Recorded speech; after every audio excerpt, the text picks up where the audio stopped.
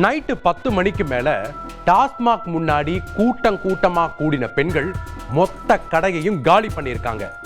இளைஞர் கொலைக்கும் அடித்து நொறுக்கப்பட்ட டாஸ்மாக்குக்கும் என்ன தொடர்பு? புதுக்கோட்டை மாவட்டம் மழையூரில் உள்ள டாஸ்மாக் கடை எல்லாம் இதாலதான் நடந்துச்சு, அடிச்சு உடைங்க என மனதிற்குள் இத்தனை ஆண்டுகளாக அடக்கி வைத்திருந்த மொத்த வெறியையும் வெளிக்காட்டி உள்ளனர்.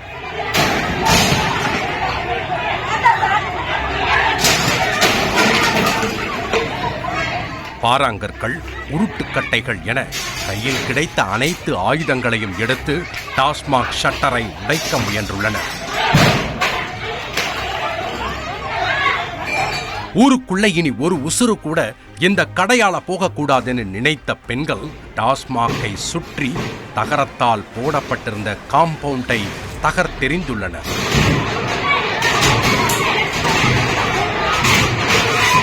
அமைதியாக வாழ்ந்து வந்த மழையூர் பெண்கள் அன்று ஆக்ரோஷமாக மாற காரணம் அங்கு நடந்த ஒரு படு பயங்கர சம்பவம்.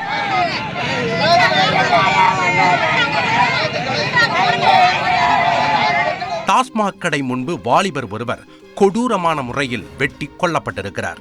அதுதான் இந்த ஊர் மக்களை இயல்பு நிலைக்கு மாறாக கொந்தளிக்க வைத்திருக்கிறது.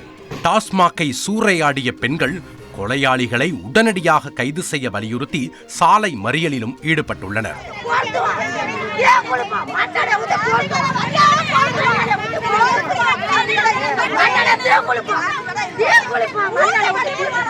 கொல்லப்பட்டவர் 25 வயதான முருகேசன். புதுக்கோட்டை மாவட்டம் மழையூர் பிள்ளையார் கோவில் தெருவைச் சேர்ந்தவர்.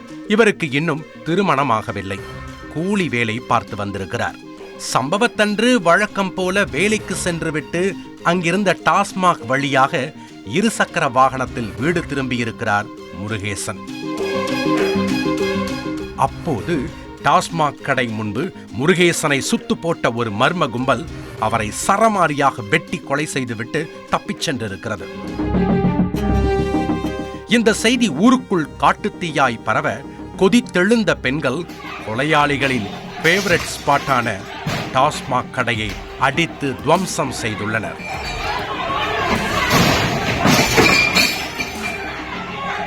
இறந்தவரின் உடலை பிரேத பரிசோதனைக்காக மருத்துவமனைக்கு அனுப்பி வைத்த போலீசார் சிறிதும் தாமதிக்காமல் விசாரணையை தீவிரப்படுத்தி உள்ளனர்.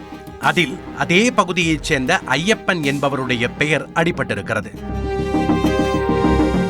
யார் இந்த ஐயப்பன்?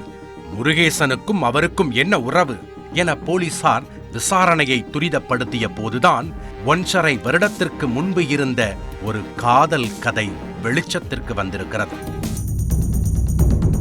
ஆம், முருகேசனின் உறவுக்கார பெண்ணும் ஐயப்பனின் நண்பரும் காதலித்திருக்கிறார்கள். ஒரே ஏரியா என்றாலும் அவர்களுடைய காதல் திருமணம் வரை செல்லவில்லை. அதற்கு காரணம் இருவரும் வேறு வேறு சமூகத்தைச் சேர்ந்தவர்கள்.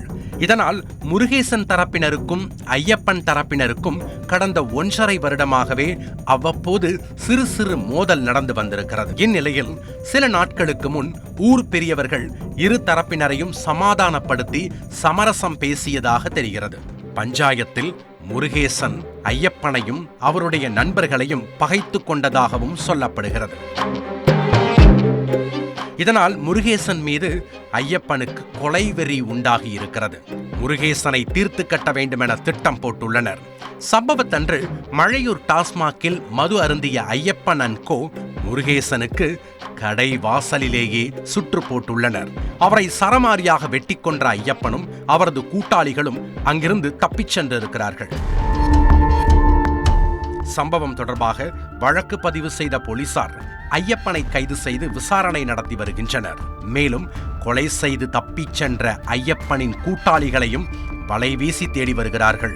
அவர்கள் சிக்கிய பிறகே பெண் விவகாரம் மட்டுமில்லாமல் நடந்த கொலைக்கு வேறு ஏதேனும் காரணம் உள்ளதா என்பது தெரியவரும். செய்திகளை உடனுக்குடன் தெரிந்து கொள்ள உடனே சப்ஸ்கிரைப் பண்ணுங்க.